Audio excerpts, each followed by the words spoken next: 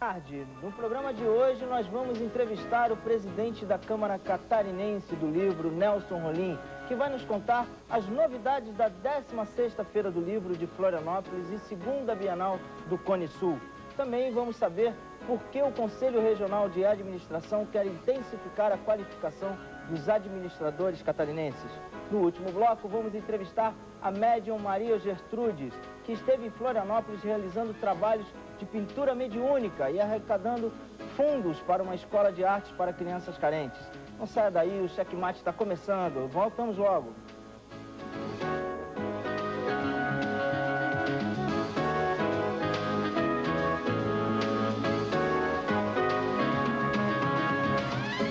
De volta com o Checkmate, hoje vamos falar sobre livro com o meu amigo Nelson Rolim de Moura, que é o presidente da Câmara Catarinense do Livro e também livreiro, né, Nelson? Tudo bom? Boa tarde. Boa tarde, Marcelo.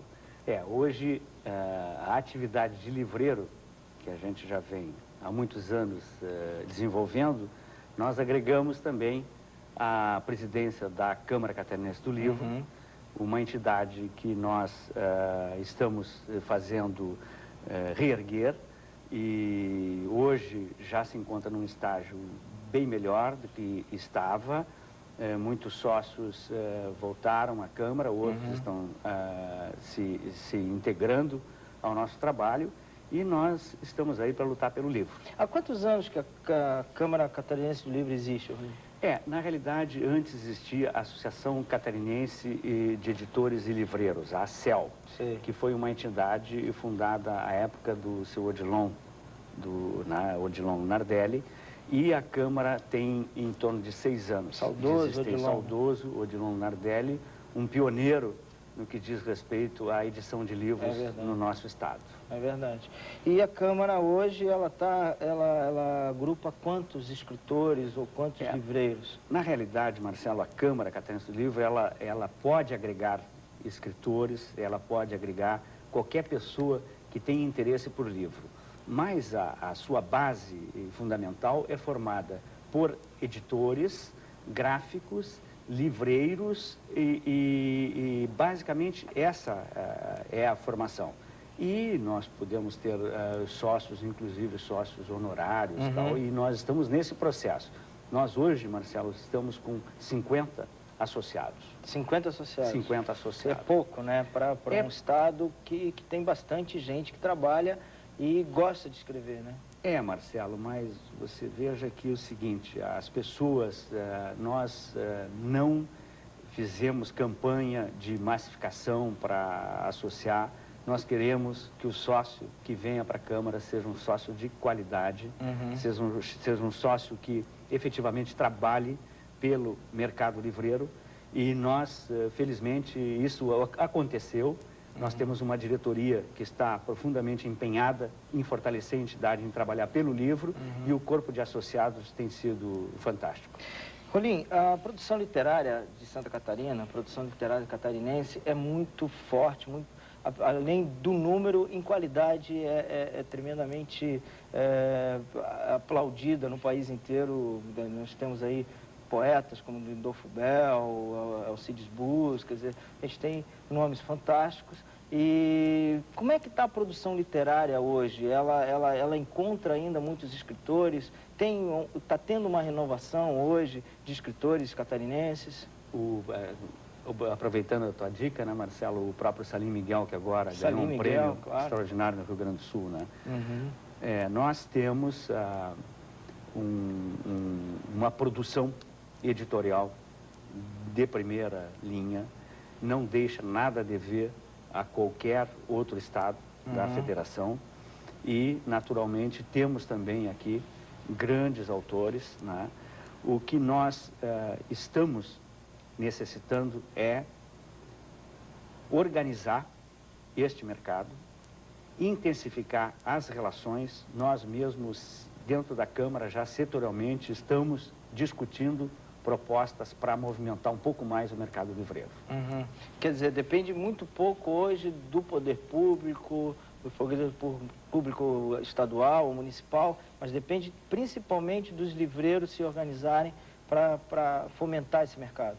Marcelo, veja só, há um dado do ano passado, de 2000, da Câmara Brasileira do Livro e do Sindicato Nacional dos Editores de Livro, onde aponta que em 2000 foram produzidos 320 milhões, em torno de 320 milhões de exemplares no Brasil, o que representa 45 mil títulos, sendo que... 45 mil títulos no Brasil. No Brasil, sendo que deste total, cerca de 168 milhões são livros didáticos. Então, é natural que a presença do Estado, da União e do Estado e dos municípios no mercado livreiro é muito importante. Claro. Né?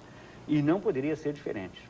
Porque garante esse mercado das escolas, principalmente dos estudantes, né? Claro.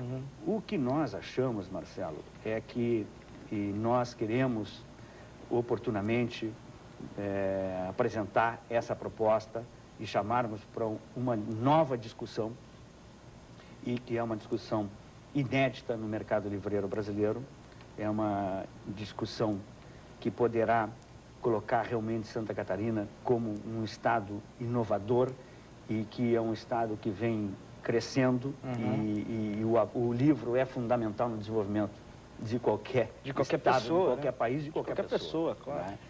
E nós achamos que nós temos que modificar as relações existentes atualmente entre o Estado e os próprios municípios com as empresas produtoras de livros, sejam elas livrarias ou editoras. Sabe por quê, Marcelo? Porque hoje nós temos um processo em que o Estado e os municípios adquirem adquirem diretamente os livros. As escolas, que são os beneficiários dessas aquisições, praticamente não participam do processo. Nós defendemos uma tese e estamos, eu quero repetir, discutindo isso e vamos levá-la ao governo do Estado, através da Secretaria Estadual de Educação e às secretarias municipais de educação.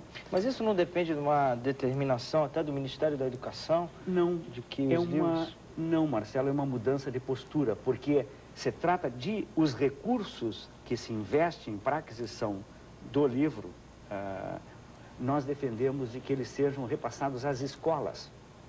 E as escolas adquiram os livros segundo a sua necessidade. Sei. O que isso cria? Isso cria um mercado livreiro, de livro, né? Porque a intervenção do Estado diretamente, nós achamos que ela tem que acontecer, só que nós achamos que ela tem que se modificar. E o resultado disso seria certamente o fortalecimento das livrarias, o fortalecimento do livro como instrumento não só de lazer e de cultura, mas de educação, porque nada melhor, Marcelo, do que os professores, as pessoas especializadas que cuidam do livro, para saber qual é o livro que é mais adequado para a sua escola. Às vezes a escola é lá em Chapecó, aqui em Florianópolis, é no Ribeirão. Então, as diferenças... Tem diferenças regionais, de identidades regionais que são importantes. Né, mas, acima de tudo, eu acho que certamente a Secretaria de Educação e do Estado e as secretarias municipais vão ser nossas parceiras nessa discussão.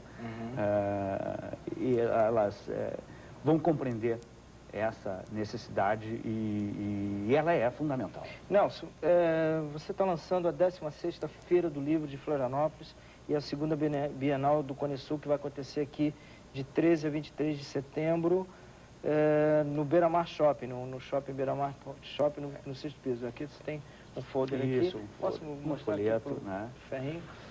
E como é que vai ser essa feira?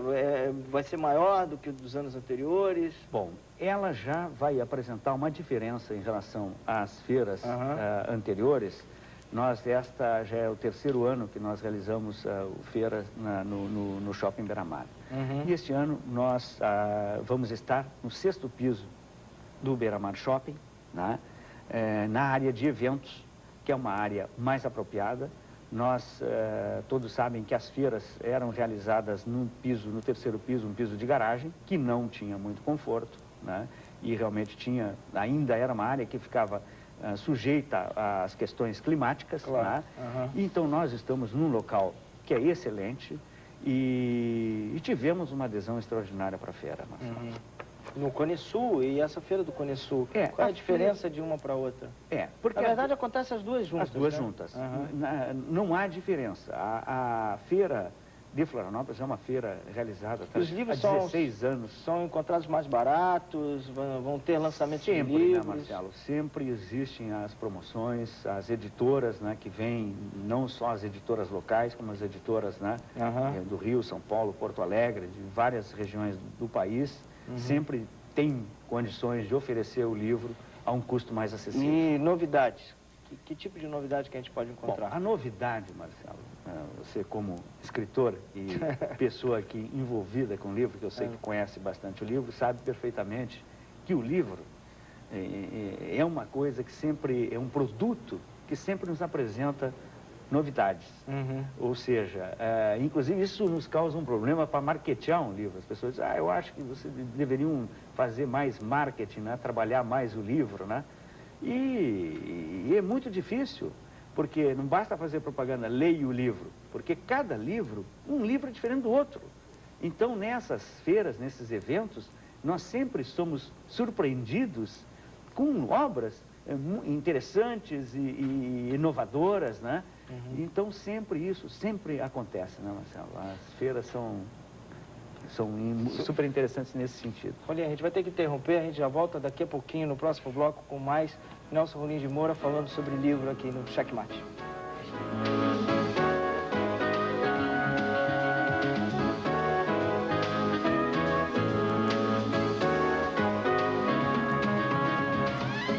Estamos de volta com o Checkmate, hoje falando sobre livro com o Nelson Rolim de Moura, que é presidente da Câmara Catarinense do Livro. Mas antes, não se esqueça do nosso e-mail, checkmate@tvbv.com.br, checkmate@tvbv.com.br. Eu quero agradecer aqui 2 e-mails que eu recebi, muito legais, e um é o do Marcelo Oliveira Valões, que elogia o programa, dá algumas dicas até sobre a nossa estrutura aqui do programa. Quero agradecer muito. Marcelo, obrigado. É assim que a gente vai crescendo e continue mandando suas dicas que são muito válidas para a gente. E o outro e-mail é do meu amigo Chico Conés, que eu queria ver se o Ferrinho pegava aqui. O Chico mandou um convite para o lançamento do livro dele, que vai acontecer... Tá pegando aqui, Ferrinho? Prepare-se para o grande lançamento do século XXI. Devagar, se não aleja. Dia 15 de setembro, 18 horas, no estande da Editora Insular, Feira do Livro, no Beira-Mar Shopping. Chico, você já está convidado a vir aqui no Checkmate na próxima semana falar do teu livro, que deve ser muito legal, falando sobre coisas engraçadas que acontecem com os deficientes físicos, né? Deve ser muito interessante esse livro. Rolim, são livros como esse do Chico que a gente está falando, que dão o ar da inovação e um ar do novo, né, na nossa literatura, né? Quer dizer, Santa Catarina está entrando nesse processo também com escritores novos, como o Chico, que é o primeiro livro, né, do Chico Koneski, e tem muitos livros novos surgindo aí, né? Sempre vão aparecendo, né, Marcelo, coisas novas. O Chico é um exemplo. Nós temos vários autores que vêm surgindo, tem o Michael Teffen, né, eu não queria ficar citando muitos autores, mas a gente sempre... A quantidade de lançamentos em Santa Catarina é surpreendente, né, Marcelo? Como é que está a produção catarinense, assim? Porque eu recebo muitos convites para noites de autógrafos, assim, 2 ou 3 por semana. E é uma quantidade grande para um estado como Santa Catarina, né? Um estado pequeno. Nós temos uma grande produção no que diz respeito a livros de literatura, ou história, mesmo a poesia, e aí incluído contos e crônicas, enfim, todas essas áreas, mas também nós temos uma produção muito grande na área científica, na área técnica, Marcelo. A Santa Catarina atender às universidades. Santa Catarina é um estado muito peculiar, né? A formação da estrutura educacional de Santa Catarina é muito particular, com as fundações, e única, inédita no Brasil, né? E isso faz com que haja uma grande demanda de livros, né? E por isso que, anteriormente, a gente fez a defesa dessa dinamização que a gente quer no mercado do livro, porque nós acreditamos que o livro é um parceiro do desenvolvimento de Santa Catarina. E tem essa... E expressão, né, Marcelo, da identidade, como o livro do Chico Koneski expressa um setor, né, um segmento da sociedade, que são os deficientes, né, com um humor extraordinário, que nos revela, o livro pode nos revelar as facetas da nossa sociedade, fortalecendo a nossa identidade. Claro, claro. Rolinho, o que eu acho muito interessante nos novos livros que estão surgindo são os projetos vinculados a outras mídias. Eu vou te dar um exemplo, no livro Noites Tropicais, do Nelson Mota. Que estará aqui. Ele vai estar aqui na feira, vai estar assinando o livro. E ele junta agora com o lançamento de dois CDs, CD duplo, que fala das músicas que ele cita no livro, né? Quer dizer, e já tem até a possibilidade de sair aí um curta falando sobre aquela época da Bossa Nova, que trata o livro. Quer dizer, essa vinculação do livro com outras mídias também ajuda muito na venda do livro e na aproximação do livro principalmente para a garotada, para a adolescência, que está muito na televisão, no computador, na internet, etc. Isso também, né, Marcelo, desmistifica um pouco aquela coisa de que o computador, né, que é assim como aconteceu quando surgiu o rádio, surgiu a televisão, agora com o computador, isso vai acabar com o livro. O livro vai morrer. Bom, a televisão ia acabar... O próprio Bill Gates, na sua obra, quando quis dizer que o livro ia acabar, foi preciso escrever um livro para dizer que o livro ia acabar. Né? É verdade. Então, eu acho que são atividades complementares. O livro sempre estará aí e a ele podem ser agregados todos esses elementos aí que tu citaste, e eu creio que é isso mesmo, né? Que o livro tem que estar presente, nós temos que fazer muito mais livros, muito mais CDs, muito mais filmes, todo esse conjunto de atividades culturais que vão fazer com que se fortaleça o nosso país. Semana passada a gente teve aqui o Laí Ribeiro, que é um sucesso de vendagem no estilo autoajuda, fantástico. Claro. Né? A gente tem aí Paulo Coelho, etc. Quer dizer, são best-sellers vendidos no mundo inteiro. Agora, com a perda do Jorge Amado, né, infelizmente a gente perdeu, se não o maior escritor do país, no sentido da literatura e da produção. Né? E esse tipo de venda hoje acontece ainda? Pode acontecer? Marcelo, aqui eu vou me permitir falar como editor.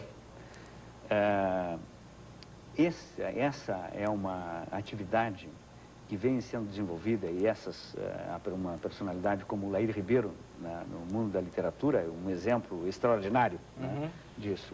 Há muitos autores e muitos livros, vice-versa, a recíproca é verdadeira, têm obtido um sucesso extraordinário porque os autores promovem palestras, cursos e agregam os livros como elemento de suporte ou de base, ou até porque a pessoa se interessa muito pela exposição daquele autor, e o autor, ao final, oferece um livro, tem um livro, eu quero conhecer um pouco mais, pega o livro. Então, são atividades que nós podemos intensificar.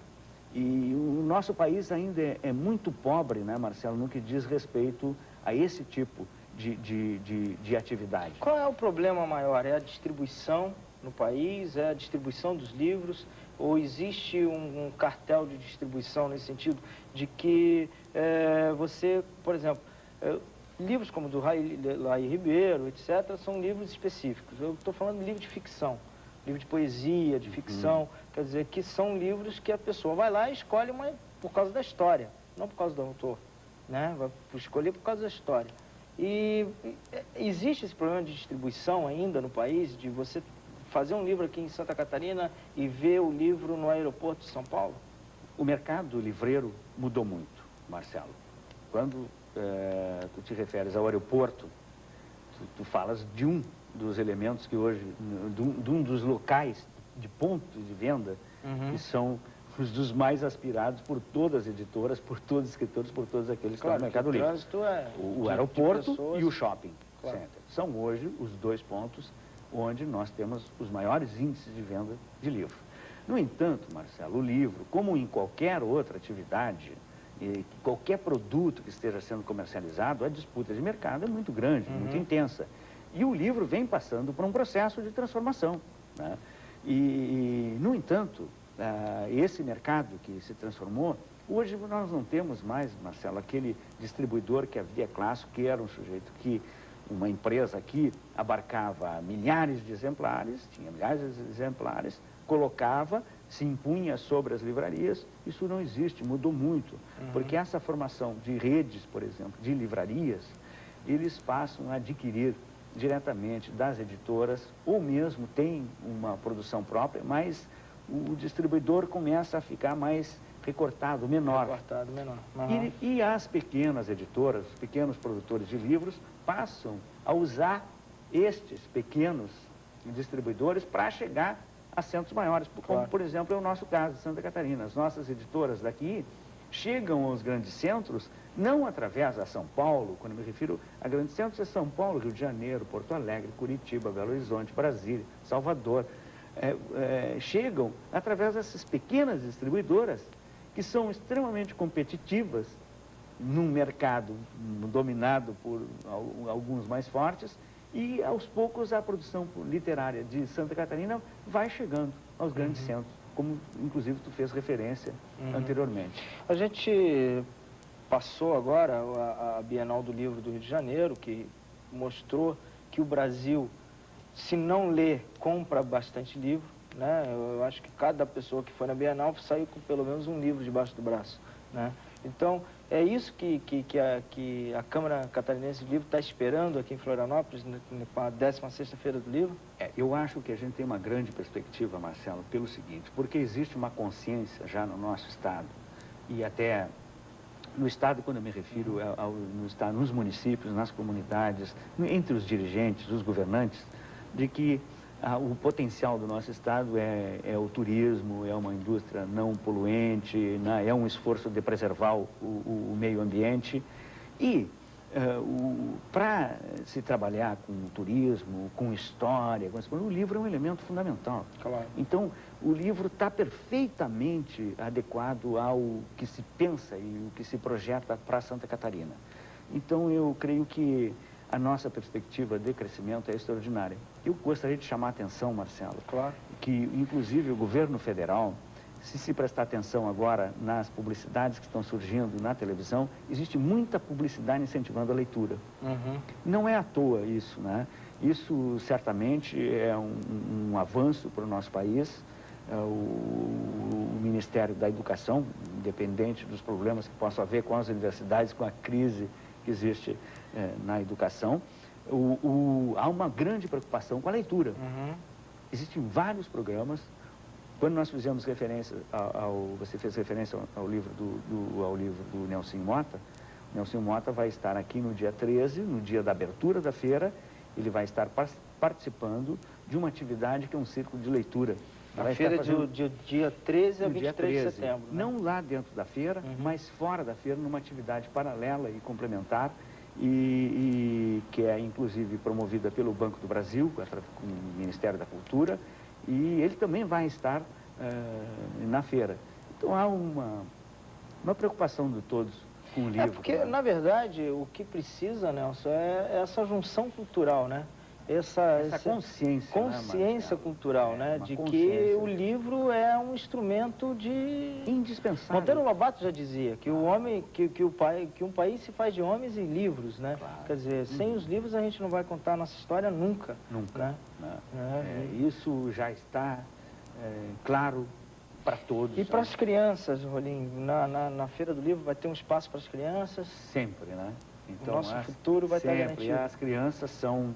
Nós organizamos, na preparação e na divulgação dessa feira, organizamos um concurso literário nas escolas de todo o estado, da 5ª ou 8ª série. Foi um sucesso. O tema era para as crianças escreverem, fazerem poesias e crônicas sobre, no tema, o roteiro de uma viagem pela imaginação. As crianças produziram um material maravilhoso. Que legal, que legal. Já foi feita essa seleção, foram premiadas 3 crianças e mais um menino que produziu uma capa. Que legal. Foram entregues já os prêmios na festividade de lançamento da feira, no último dia 30, eu estava lá, no vão central do Beira-Mar Shopping. E vamos, inclusive, produzir um livro com este material que as crianças fizeram para ser distribuído às escolas. Vai ser um material que vai chegar contendo trabalhos deles mesmos, né? Isso vai ser um grande estímulo, né, às escolas. E as crianças têm dentro da feira não só a literatura, né, infantil, que sempre é um prato cheio, como também inúmeras atividades, né, de lazer e de brincadeira, sempre tendo o livro como elemento animador. Rolim, muito obrigado pela tua participação aqui no Checkmate. O Checkmate está aberto para falar de livros sempre. Toda semana a gente dá uma dica de livro aqui, de novos livros, porque é importante que as pessoas não só conheçam, mas leiam também, né? Eu agradeço muito, Marcelo, em nome da diretoria da Câmara Catarinense do Livro e de todos aqueles expositores que estarão conosco na feira. Tá ok. A gente volta daqui a pouco, o Checkmate, aqui falando sobre o Conselho Regional de Administração.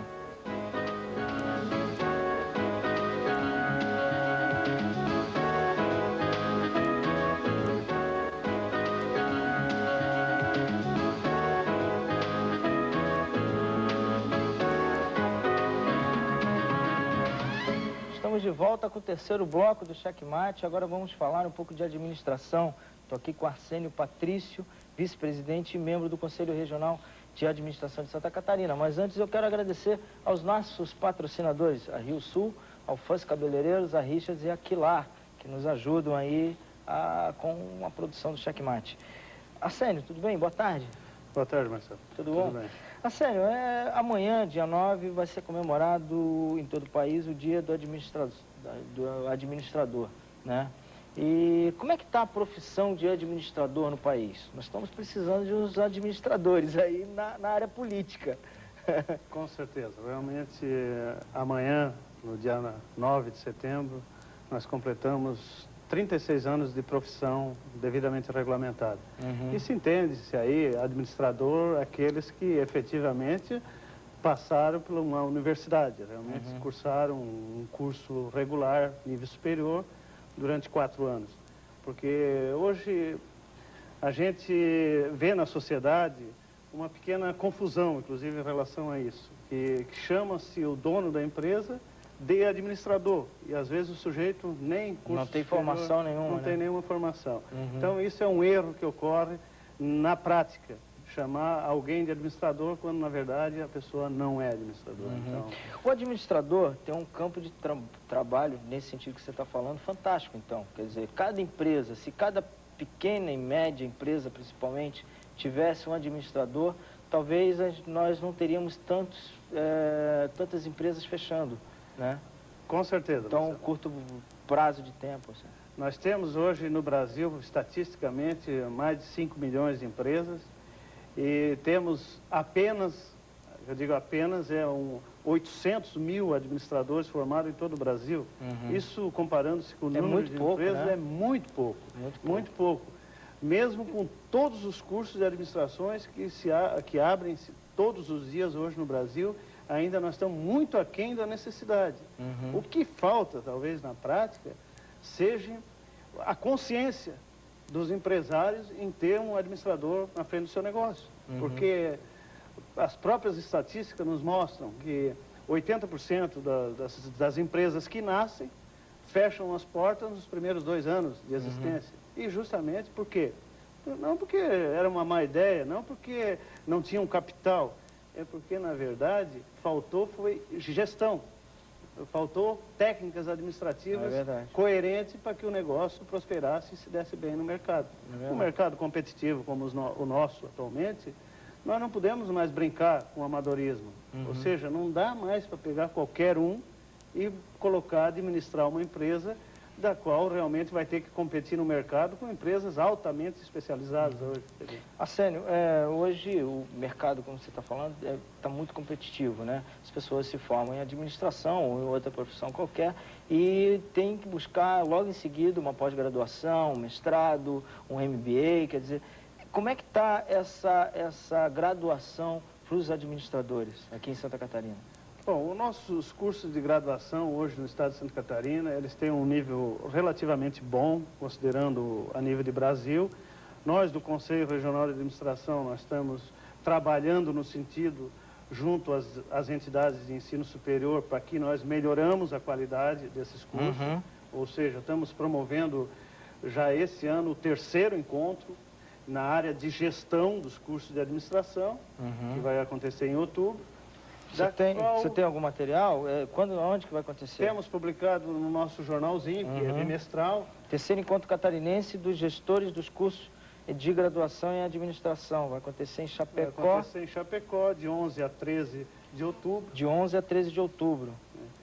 Da qual, lá nesse dia, nós estaremos discutindo efetivamente a qualidade dos cursos de administração, os cursos de nível superior. Onde estarão... E aí é aberto para professores, estudantes? É aberto para professores, gestores das escolas. Quando a gente diz gestores, é os pró-reitores, os reitores, claro, os professores da área de administração. Você estava falando que tem 75 cursos de administração. Hoje nós contamos em Santa Catarina com 75 cursos de graduação em administração. É bastante, né? Com as mais diversas áreas de formação, ou seja, administração hospitalar, administração de comércio exterior, todas as suas especialidades. Dá para dizer qual é a mais procurada?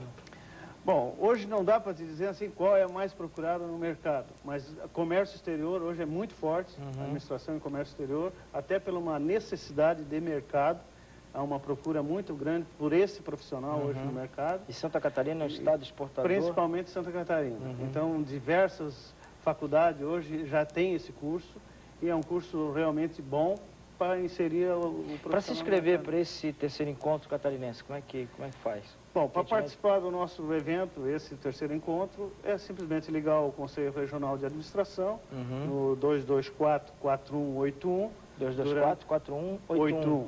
Durante todo o dia, das 8 da manhã às 19 horas, nós não fechamos. Florianópolis, 48. Nós temos o horário ininterrupto, ou seja, das 8 da manhã às 19 horas, integral, quer dizer, com qualquer... Tem algum site? Temos o nosso site também, está na nossa página, que é o CRASC, ou seja, www.crasc.org.br. CRASC, tudo junto, .org.br. Também temos o nosso e-mail para qualquer comunicação a nosso respeito. Que é crasc.crasc.org.br. Bem mais fácil. Né? Então tá. Arsênio, trabalhar com administração, logo se fala em empresa, né? Mas a pessoa que faz o curso de administração, muitas vezes ele monta a sua própria empresa, né? Justo. Atualmente a gente vem trabalhando muito... Acaba sendo uma escola de empreendedores. Vem trabalhando muito essa questão do empreendedorismo. Ou seja, nós, alguns anos atrás, nós íamos para a faculdade para sair do curso universitário empregado. E hoje não, hoje está mudando o foco. Nós temos que sair do curso universitário para empreender, ou seja, para montar o nosso próprio negócio, ou seja, para gerir a nossa própria vida, daí para frente, a nossa vida profissional, daí para frente. Então é isso que está mudando. O administrador não podia ser diferente. Na verdade, o administrador hoje está muito mais voltado para o empreendedorismo, ou seja, sair da universidade e montar os seus próprios negócios. Por quê? Porque a era do emprego, nós sabemos, temos aí, visto as estatísticas, ela realmente está com os dias contados. Então, cada vez mais, nós vamos ser dono da nossa própria profissão, ou seja, nós vamos fazer a nossa própria carreira. E o Conselho Regional de Administração, ele faz algum tipo de fiscalização nas empresas para saber se tem um administrador formado, tocando aquela empresa ou não? Existe alguma lei também, aí eu já completo com outra pergunta, existe alguma lei que obriga a empresa, determinada empresa, ter um administrador formado, como, por exemplo, as farmácias, que tem que ter um farmacêutico? Foi muito boa a tua pergunta, Marcelo. Eu acho que, até para esclarecer esse fato, eu acho que nós temos uma lei devidamente regulamentada, e nesta lei diz os campos de atuação do administrador. Ou seja, todas aquelas empresas que atuam no mercado e que precisam efetivamente ter um administrador responsável. E aí volta um pouquinho a questão da fiscalização. O que é o Conselho Regional de Administração? Vamos equiparar o Conselho de Administração com a OAB, que fiscaliza os advogados, Claro. com o Conselho Regional de Farmácia, que fiscaliza as farmácias, e nós também fiscalizamos as empresas da qual deveriam ter administrador responsável. Então, todas aquelas empresas que atuam na contratação de serviços, ou seja, De serviços. É necessário que se faça o registro no Conselho Regional de Administração e que tenha um administrador responsável por esse serviço. Ah, tá. Tanto- São empresas que fazem prestação de serviço. Prestação de serviço. Por exemplo, uma indústria, Não, uma indústria não. Mas uma as fábrica. prestadoras de serviço, consultoria, quer dizer, consultoria na área de RH, consultoria na área de administração, a maioria dos tipos de consultoria estão vinculadas ao nosso Conselho de Administração. Por quê? Quando você vai contratar uma empresa de consultoria, entre contratar alguém que não esteja registrado no Conselho e alguém que esteja registrado no Conselho, você pode ter a certeza. Aquele que está registrado no Conselho vai ter um respaldo muito maior para o seu trabalho. Por quê? Porque ele obedece um princípio de ética junto ao Conselho Regional de Administração. E fiscalizar é um dos nossos objetivos básicos. Claro. O Conselho Regional de Administração existe para fiscalizar a área privativa do administrador. E existe algum tipo de ajuda? Aí eu estou te perguntando como leigo, por exemplo. Eu estou com um problema na minha empresa. Eu posso recorrer ao Conselho Regional de Administração para que me ajude na administração da minha empresa e me indique, de repente, até um administrador para que tire a minha empresa do buraco? Com certeza. Nós não atuamos, até porque nós não podemos atuar diretamente com as empresas. Mas nós podemos indicá-lo a administradores devidamente responsáveis para atuar na tua empresa. Assim como, atualmente, nós temos um administrador responsável pela obra do Hospital Celso Ramos, da qual, em parceria com a RBS, Fundação Maurício Sirotsky, junto com o Ministério Público, e lá nós temos um administrador indicado pelo Conselho Regional de Administração para administrar a obra do sexto andar do Hospital Celso Ramos, que começou agora em seguida, até novembro. Então, esse tipo de ajuda nós fizemos. Por quê? Porque nós conhecemos alguns administradores, bons administradores, que podem muito bem ajudar a sua empresa, ou a empresa de terceiro, quer dizer, dentro das mais diversas especialidades. Porque a gente tem um cadastro, a gente sabe qual administrador para qual área deve ser indicado, a gente tem tudo no conselho. Isso. Tá bom. Arsênio, agradeço muito a tua participação aqui no Checkmate. A gente volta daqui a pouquinho e obrigado pela tua participação. Obrigado, Marcelo. Obrigado aos telespectadores por ter me assistido e parabéns ao Dia do Administrador, parabéns ao administrador nesse dia de amanhã. Completamos os nossos 36 anos de profissão e que essa profissão realmente seja grande como a gente tanto deseja. A gente volta daqui a pouquinho com o Checkmate.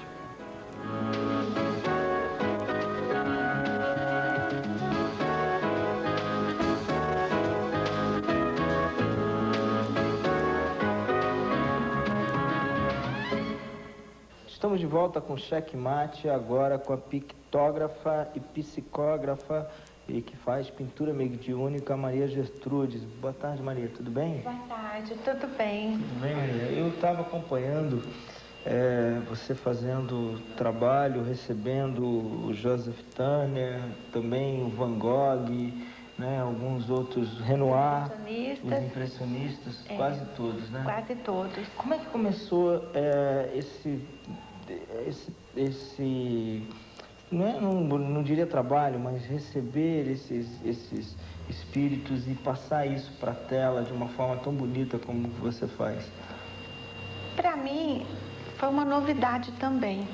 Eu jamais pensei que eu iria receber os mestres da pintura, porque eu não aprendi pintura nessa vida.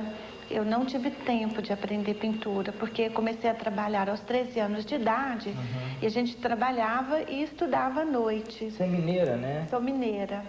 E era assim uma vida difícil, então quando as pessoas não têm poder aquisitivo, não tem esse luxo de aprender artes. Claro.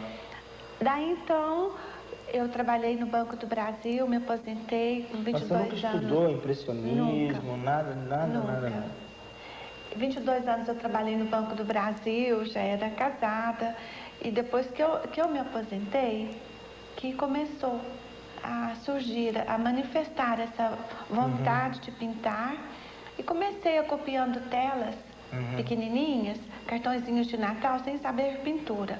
E era muito rápido. Você colocava o cartão de Natal e pintava? Copiando como qualquer pessoa que vai aprender, mas sozinha. Aí eu ficava tentando fazer aqueles cartõezinhos de Natal, passar para a tela. E sempre conversando comigo, o espírito conversando comigo, era rápido. E eu fui vendo que cada vez saía melhor o trabalho. Daí, um dia ele se manifestou para mim no centro: eu sou Joseph, um pintor inglês. Aí eu falei: bom, você é um desconhecido, eu também sou, então ótimo, pode me ensinar. E depois que eu descobri que ele era o famoso pintor inglês Joseph Turner, que é um gênio da pintura inglesa. Impressionista, né? Ele foi precursor do impressionismo, o Joseph. E depois disso você começou a pintar, e aí você se interessou pela pintura também? E aí começou a estudar? Eles pediram para que eu estudasse, pelo menos a vida de cada um deles, porque eles viriam e eu tinha que saber coisas deles também, para entender a personagem de cada um. O Joseph me fez eu compreender quem era ele através de uma sugestão para ler um autor que tinha uma biografia dele muito detalhada. Nós temos imagens de você pintando, nós vamos mostrar. Eu vi. E eu queria que você falasse um pouco, quer dizer, como é que é esse teu trabalho para você receber os espíritos e começar a pintar? Até isso. Isso é uma coisa que também te desgasta fisicamente? Quer dizer, depois que acaba? Não. Pelo contrário. Se tiver outra sessão, eu estou como se tivesse tomado um banho e dormido a noite inteira. Não há desgaste nenhum, principalmente quando a gente faz essa pintura no Centro Espírita, que tem toda uma... Como foi feito aqui em Florianópolis, na SERT, na Sociedade Espírita de Recuperação, Trabalho e Educação. Né? Principalmente quando é feita no Centro Espírita, já há uma equipe espiritual que proporciona para o médium a tranquilidade. Porque as vibrações são diferentes de um centro espírita quando você pinta assim num clube, num outro lugar. E é ruim fazer esse tipo de apresentação, de espetáculo, porque hoje você faz isso até porque você reverte a venda dos quadros, né, para um outro trabalho que você está fazendo, né, que seria uma escola de artes, né? A Fundação Espírita Jerônimo Mendonça, que é uma escola de artes para que através da arte nós possamos passar a moral de Jesus para os jovens de 7 a 17 anos. E com um cunho profissionalizante. Ah, tá. E qual o preço dos quadros, mais ou menos? Eles variam, porque é pelo tamanho da tela. Nós colocamos, assim, de R$300 para baixo, sabe? Ainda parcela... A mais cara custa R$300. A mais cara custa 300. Nós temos aqui algumas atrás, depois nós vamos mostrar algumas que a gente já filmou. E, Maria, esse trabalho é muito bonito. Como é que está o trabalho espírita aqui no Brasil? Você tem acompanhado isso? Você está acompanhando? Olha, é uma bênção. O espiritismo no Brasil é uma bênção.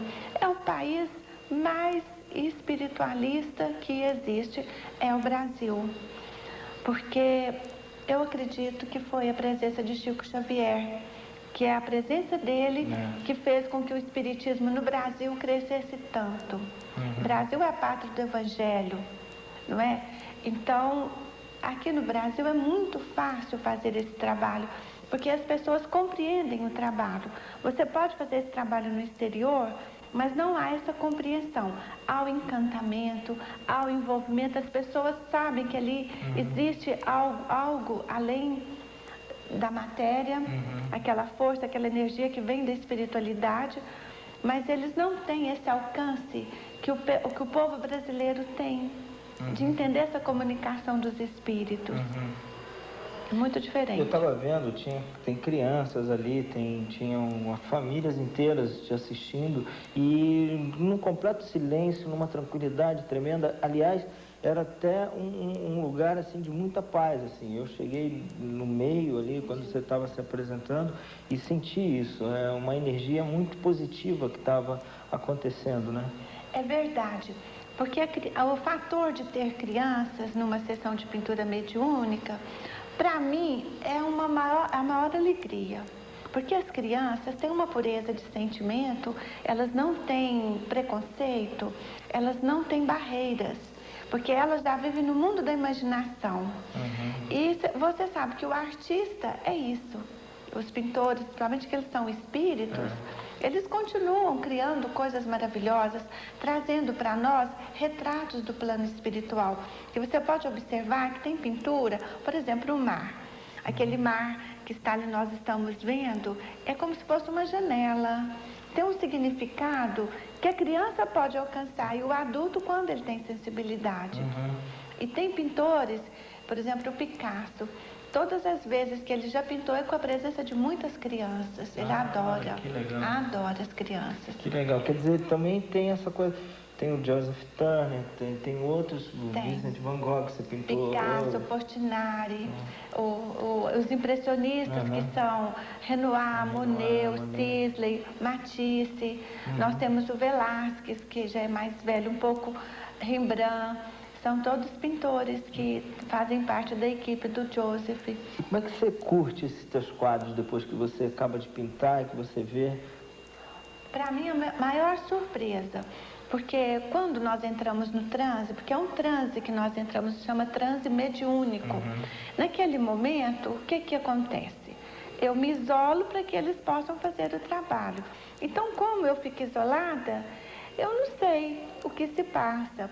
Aí eu vou ver, quando termina a sessão, as telas. Eu fico impressionada, porque eles pintam pessoas que às vezes estão na plateia. Eles pintam paisagens que têm a ver com a pessoa que adquire a tela. E às vezes tem detalhes nos quadros que a gente vai observando, que tem rostos, tem paisagens, tem coisas que significam para a pessoa alguma coisa. Já não sabe... É particular, né, de cada um. É engraçado isso. E você pinta com as mãos, né? Com as mãos e com os pés também. Com as mãos e com os pés. Raramente eles usam de pincéis. Raramente. E já foram feitas análises em cima dos seus quadros como estudo, para ver se bate com os originais? Já fizeram análises e, por exemplo, o Joseph... Tinha uma tela em casa que estava assinada Joseph. Um rapaz que tinha ido a Londres e tinha visto a amostra dele toda, que está lá quase toda. Ele falou, mas esse Joseph, quem que é esse Joseph? Porque eu conheço essa pintura. Aí eu falei, é Joseph Turner. Ele falou assim, por isso que eu estou vendo que é o mesmo estilo, é igual, mas põe só Joseph, porque ele é conhecido como Turner, né? William Turner. E eu achei interessante essa particularidade por parte de uma pessoa que leu o nome de Joseph, mas não sabia quem que era. Maria, mas pela tela ele soube. E essa escola que você tá fazendo, você está com quantas crianças hoje? Nós estamos construindo. Então, essa escola está me dando forças para eu viajar, para eu procurar novos horizontes e fazer o trabalho, porque é o recurso dessas telas. Nós estamos levantando uma escola para atender jovens carentes de 7 a 17 anos. Em Minas Gerais. Em Minas Gerais, em Tuiutaba. E com isso também incentivar as outras pessoas a construírem coisas semelhantes. Porque nós falamos, às vezes, combater a droga, criticamos a sociedade, falamos tanto na violência, mas o que nós estamos fazendo para que isso diminua? Deixar a falácia para partir para a ação. Para ação. O que nós estamos proporcionando para esses meninos? Nós fazemos, às vezes, lugares para abrigar o jovem que está drogado, o jovem que está com problema. Mas nós não fazemos nada para impedir que isso aconteça. E se nós começarmos a trabalhar a criança pequena, quando ela estiver na adolescência mesmo, ela já vai ter um princípio de moral, de conhecimento, de carinho e de amor, que ela não vai mergulhar no campo da droga. Principalmente se ela desenvolver uma arte. Claro, claro. Maria, eu quero agradecer muito a tua presença aqui no Checkmate e principalmente, não só pela tua arte, mas pelo esse teu trabalho, que eu acho que esse elo que você faz entre o desconhecido e trazendo até um alento para a gente, que é a arte, né? E é fantástico. Eu quero agradecer muito, porque você é uma pessoa especial e a gente vê isso nos teus olhos. Eu que agradeço, não tem nada de especial. Sabe o que é especial? São os espíritos. Eles são especiais porque eles conseguem fazer o trabalho que eles precisam fazer. E quando as pessoas falam que é fenômeno, eu penso assim, qual que é o maior fenômeno que apareceu na Terra? Foi Jesus. É verdade. E nós não entendemos Jesus e não entendemos o amor que Ele nos tem. Então, esse é o maior fenômeno, é o maior desafio nosso. É compreendermos Jesus e seguir o caminho dele. Obrigado, Maria. E com essa mensagem a gente termina o Checkmate e eu espero você no próximo sábado aqui na TV. Um grande abraço.